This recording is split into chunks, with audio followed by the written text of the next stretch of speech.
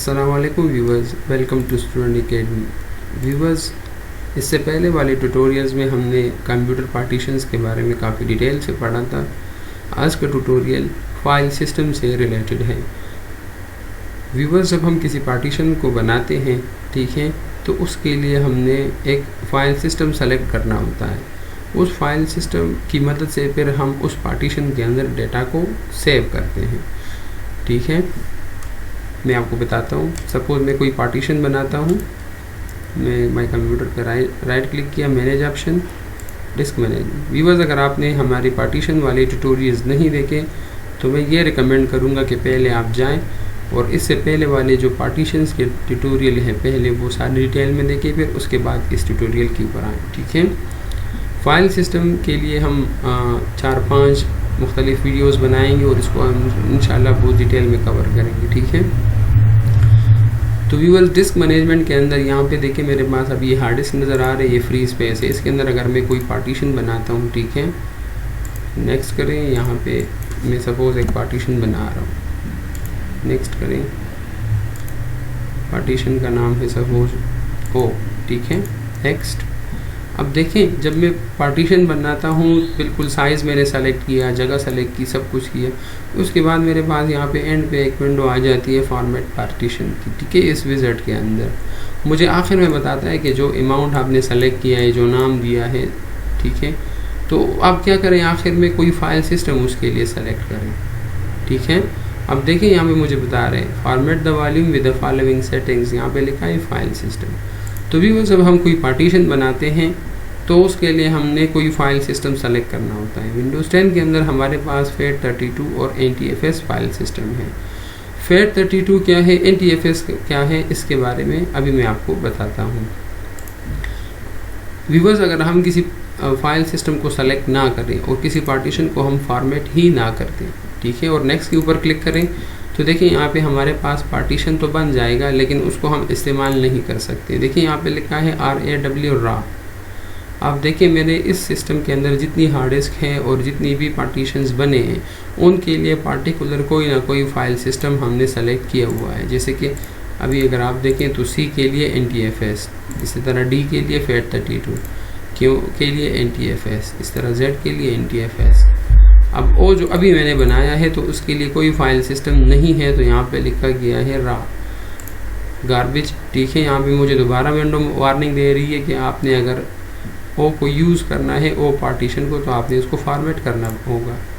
देखिए, अगर मैं माय कंप्यूटर खोलूँ तो यहाँ पे मेरे पास ओ पार्टीशन तो आया है लेकिन उसको मैं इस्तेमाल नहीं कर सकता। अगर मैं उसको ओपन करूँगा मुझे फॉर्मेट का बताएगा। ठीक है, तो अगर आप यहाँ से करते हैं या उसी जगह पे वहाँ से करते हैं, बात एक ही है, लेकिन बताने का मकसद ये है कि जब तक आप किसी पार्टीशन, नए पार्टीशन को फॉर्मेट नहीं करेंगे आप उसको इस्तेमाल नहीं कर सकते।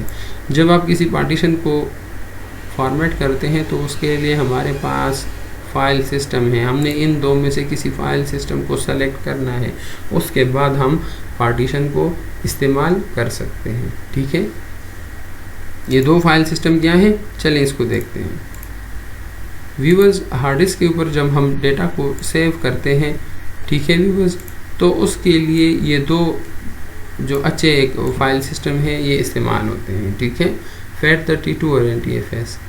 FAT क्या है, FAT stands for file allocation table 32 version जो इसका है 32 बिट का। ठीक है, और NTFS का मतलब है न्यू टेक्नोलॉजी फाइल सिस्टम। ठीक है, इन दोनों का काम एक ही है, किसी पार्टीशन के अंदर डेटा को स्टोर करना और उसकी इन्फो अपने पास रखना। अगर हम हार्ड डिस्क के किसी पोर्शन के अंदर डेटा को स्टोर करते हैं, ठीक है, तो हम क्या करते हैं जब हम किसी हार्ड डिस्क की किसी पोर्शन के अंदर डेटा को स्टोर करते हैं तो ये दो या ये इनमें से अगर हमने किसी पे भी फॉर्मेट किया है, ये अपने पास डेटा को रखता है, उसकी इंफॉर्मेशन रखता है कि हमने जो मूवी इसके अंदर रखी थी डी के अंदर, ठीक है, तो वो किस लोकेशन के अंदर कहाँ पे पड़ी है। ठीक है, जब हमें तो सिर्फ सिस्टम के अंदर आइकन्स नज़र आते हैं, हार्ड डिस्क के ऊपर जिस लोकेशन पे, जिस जगह पे मतलब ये मूवी पड़ी है, इसकी इंफॉर्मेशन ये दो फाइल सिस्टम अपने पास रखते हैं। अब दोनों में से किसी को भी इस्तेमाल कर सकते हैं। इसके बारे में ज़रा पढ़ते हैं कि इन दोनों में क्या फ़र्क है और ये किस तरह काम करते हैं, ठीक है, किसके क्या फ़ीचर्स हैं और लिमिटेशंस क्या हैं। तो व्यूअर्स ये इसकी फ़ीचर्स हैं और उसकी डिटेल हैं। अगर आप देखें तो मैक्सिमम पार्टीशन साइज़ हमारे पास FAT32 के अंदर 2 TB है। अगर आप किसी हार्ड डिस्क के अंदर कोई पार्टीशन बनाते हैं तो आपने अगर फॉर्मेट करना है FAT32 टेक्नोलॉजी से तो उसका मैक्सिमम साइज़ जो है वो 2000 GB हो सकता है, उससे ज़्यादा आप पार्टीशन नहीं बना सकते, ठीक है। जबकि NTFS के अंदर भी वही बात है, आप 2000 GB तक मैक्सिमम एक पार्टीशन बना सकते हैं, ठीक है। इसी तरह अगर आपने किसी फ़ाइल का नाम देना है तो वो उसको आप 8.3 कैरेक्टर से ज़्यादा नहीं देख सकते, ये सपोर्ट नहीं करता। NTFS के अंदर आप 255 तक, बाज़ लोग किसी फ़ाइल का नाम बहुत लंबा दे देता है ना, पूरा एक मतलब सेंटेंस लिख लेते हैं, तो FAT के अंदर आपके लिए ये मसला होगा। NTFS के अंदर आप 255 कैरेक्टर्स तक दे सकते हैं। कैरेक्टर मीन्स कीबोर्ड के अंदर जितने कीज़ हैं चाहे वो स्पेस ही क्यों ना हो, ठीक है। अगर आपने इसके अंदर कोई फ़ाइल सेव करना है FAT32 के अंदर तो उसका ज़्यादा से ज़्यादा साइज़ 4 GB होता है। 4 GB से ज़्यादा साइज़ इसमें कॉपी नहीं होता। मैं डेटा की बात नहीं कर रहा, मैं सिंगल फ़ाइल की बात कर रहा हूँ। अगर आपने FAT के अंदर एक सिंगल फ़ाइल को कॉपी करना है तो वो 4 GB उससे ज़्यादा ना हो। बाज़ लोग कहते हैं कि मैंने तो 8 GB का फ़ोल्डर इसमें कॉपी किया है, कोई मसला नहीं है। नहीं, उस फोल्डर के अंदर तो बहुत सारे फाइल्स होते हैं, ठीक है।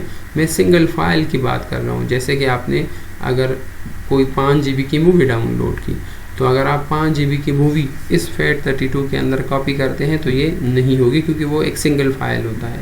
तो मैक्सिमम फ़ाइल साइज़ आपके पास 4 GB है, जबकि NTFS के अंदर आपके पास 16 TB है। तो ये बहुत ही बड़ा साइज़ है, ठीक है। इसी तरह अगर आप देखें तो फाइल एंड फोल्डर की इंक्रिप्शन इसके अंदर नहीं है, जबकि NTFS के अंदर इंक्रिप्शन है। इंक्रिप्शन मीन आप अपने डेटा को सिक्योर करना चाहते हैं, ठीक है। तो इसके अंदर सिक्योरिटी का इतना कोई कंसेप्ट नहीं है। फॉल्ट टॉलरेंस इसके अंदर नहीं है। इट मीन्स अगर आपकी डेटा हाइड हो जाती है या डेटा का इस तरह कोई मसला होता है, बाज़ अक्सर लोगों की डेटा एकदम से पार्टीशन के अंदर गायब हो जाती है। वो एक फ़ोल्डर के अंदर पड़ी थी, अभी वो फाइलें गायब हो गई, कोई वायरस कोई चीज़ नहीं है, तो इसके अंदर कोई रिकवरी का चांस नहीं है, जबकि ये अपने आप को खुद रिकवर करता है। इसके अंदर ऑटो रिपेयर की कैपेबिलिटी है। सिक्योरिटी के अंदर इसके अंदर सिर्फ FAT के अंदर सिर्फ नेटवर्क के अंदर सिक्योरिटी है, जबकि NTFS के अंदर आप अपने डॉक्यूमेंट्स फाइल को सिक्योर कर सकते हैं। कैसे करेंगे ये आइंदा के ट्यूटोरियल्स में हम देखेंगे। इसी तरह अगर आप लोकल एरिया या इंटरनेट के ऊपर अपने फाइल को सिक्योर देना चाहते हैं तो ये भी NTFS के अंदर है, ठीक है। FAT32 के अंदर लोकल सिक्योरिटी मतलब लोकल यूज़र जो कि आपके कंप्यूटर के अंदर लॉगिन होता है उसके लिए कोई सिक्योरिटी नहीं है, ठीक है। आप फाइल को कंप्रेस नहीं कर सकते FAT32 में, मतलब अगर आपके पास डेटा ज़्यादा है और आप चाहते हैं कि ये थोड़ी सी कंप्रेस हो, साइज़ कम गया है डिस्क के ऊपर, तो ये अलाउ नहीं है FAT32 के अंदर। जबकि NTFS आपको कंप्रेशन की भी मतलब कैपेबिलिटी देता है।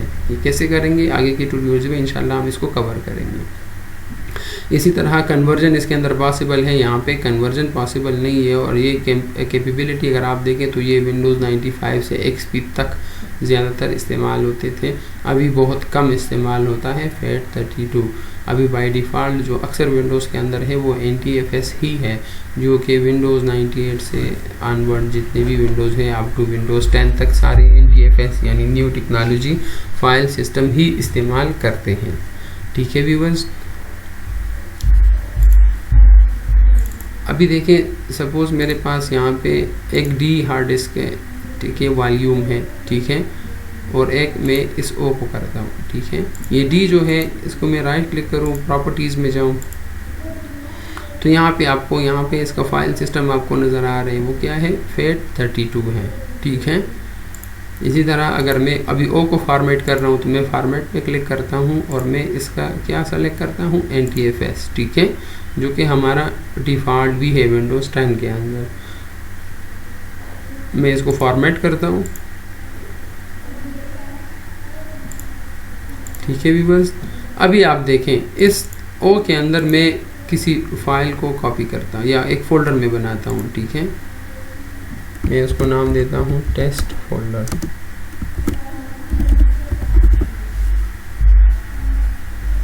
ठीक है व्यूअर्स, अभी आप इसके अंदर डिफरेंस देखें। डी जो है हमारा, मैंने अभी आपको बताया, ये हमारा कौन सा है, FAT32 है। ठीक है, फाइल एलोकेशन 32 पुरानी टेक्नोलॉजी। इस न्यू फोल्डर के ऊपर अगर मैं क्लिक करूं और प्रॉपर्टीज़ में जाऊं तो देखें आपको सिर्फ 4 ही मतलब वो नज़र आ रहे हैं, जैसे कि जर्नल, शेयरिंग, प्रीवियस वर्जन और कस्टमाइज। इसके अलावा हमारे पास कोई विंडो नहीं है। ठीक है, इसी तरह अगर आप देखें तो मैं अगर दूसरे वाले पार्टीशन में जाऊँ, ओ वाले में, ठीक है, जो कि अभी मैंने फॉर्मेट किया है NTFS से। किससे, NTFS से। NTFS के अंदर अगर मैं कोई फोल्डर बनाता हूँ तो इसकी प्रॉपर्टीज़ में जाएँ तो देखें आपके पास जनरल, शेयरिंग और साथ में सिक्योरिटी का टैब आ जाता है। ठीक है, जो कि आपको बहुत ही ज़्यादा सिक्योरिटी की options, file permission, controlling folder की वो सारी आ जाती है। इसको इंशाल्लाह हम अगले ट्यूटोरियल्स में डिटेल से पढ़ेंगे। ठीक है, इसी तरह अगर आप एडवांस के ऊपर क्लिक करें तो यहाँ पे देखें आप मतलब इसकी इंडेक्सिंग कर सकते हैं। इसके अलावा आप इसकी कंप्रेस कर सकते हैं फ़ाइल को, ताकि आपकी डिस्क स्पेस कम हो जाए। इसी तरह आप डेटा को इनक्रिप्ट कर सकते हैं इसके अंदर। ठीक है, तो ये डिफरेंस है FAT32 और NTFS में। ठीक है व्यूअर्स, आगे के लेक्चर सारे हम NTFS और उसके फीचर्स के बारे में हम पढ़ेंगे। ठीक है व्यूअर्स, एक चीज़ मैं आपको बताऊं कि व्यूअर्स अगर हम FAT32 को इस्तेमाल करें तो हमारे लिए फ़ायदा क्या है। FAT32 फाइल सिस्टम भी अच्छा है, जो कि मतलब इसके अंदर बहुत सारी चीज़ें नहीं हैं, लेकिन जो ज़्यादातर अभी आजकल के ज़माने में ये इस्तेमाल होता है तो वो होता है रिमूवल मीडिया के लिए, क्योंकि इसके अंदर कंपेटिबिलिटी बहुत ज़्यादा है। ये हर डिवाइस के साथ कंपेटिबल है, चाहे वो पोर्टेबल सिस्टम कंप्यूटर्स ही ना हो या हैंड हेल्ड कंप्यूटर्स ही क्यों ना हो।